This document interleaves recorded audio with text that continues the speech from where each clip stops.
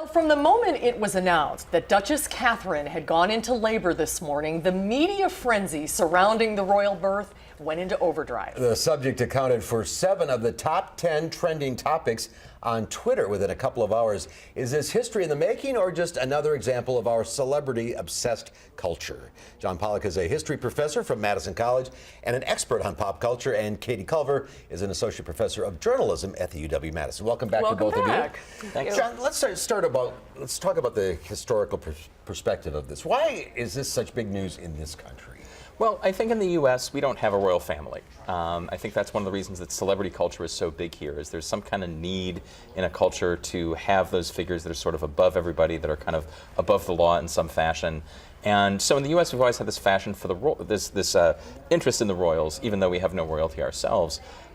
It's similar to the effect that in the rest of the British Commonwealth, so in Australia and New Zealand and Canada and so forth, there's much more interest in the royal baby than there is in England itself. That they're a bit away from it. Yeah. England has to deal with the royals all the time. They're much more connected. They're kind of more blasé about it. Where further out in the Commonwealth, there's this kind of emotional tie back to the past, back to the era when they were directly ruled by England. Well, this is the first future monarch born in the social media age. And it was interesting because it blew up on social media today. And I found myself, the mom in me and the journalist in me were in conflict. Because I was so excited, like a lot of people were, about the birth. But there were a lot of legitimate questions, I think, Katie, about the coverage that this was given. Absolutely. Why should we be paying so much attention to this at the sacrifice of other stories like NSA spying or drought or that sort of thing?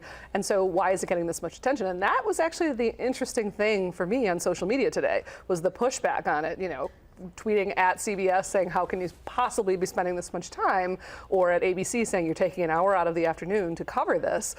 Is that right? So you saw the audience biting back a little bit. Mm-hmm. But it's easy to cover, and it's good news. It's a relief from all the NSA and all that stuff. Yeah, sure. We love good news, and it's a ratings monster. I mean, the proof will be in the pudding. Whether CBS made the right decision or ABC made the right decision is going to depend on how much money they make off of it and how their ratings look.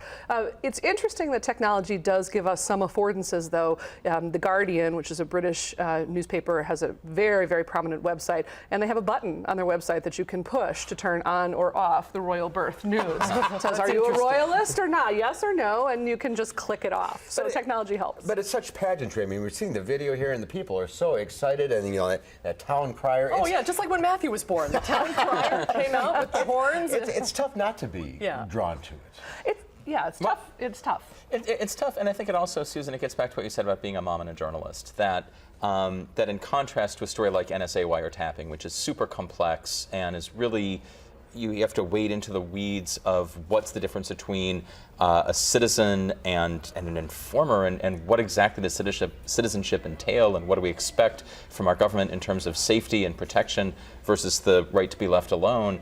And then you've got the birth of a baby, which is universal. It's easy to understand. There are all these different angles for people who've given birth themselves. They can relate to what Duchess Catherine is going through.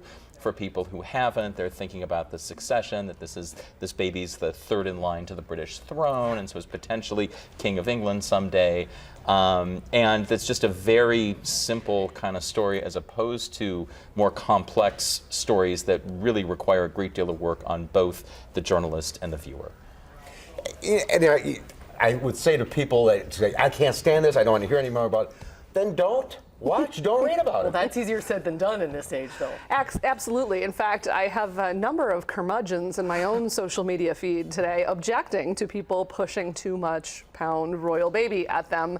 It began at 7:30 this morning. I said to a friend of mine, you are tweeting and posting a lot about a royal baby that you don't want to hear anything about. So I think you're exactly right. We're tied into news feeds that we might have just, when Prince William was born, I probably could have just flicked off my TV set in Milwaukee, Wisconsin, and not heard any more about it. That's not where we are today. It's changed. Well, and sometimes I think there's a disconnect between what people say they want to watch and what they actually watch. For sure. You know what I mean? Which is basically Absolutely. exactly what you just said. Because even the critics, we had a raging debate about it in the newsroom today.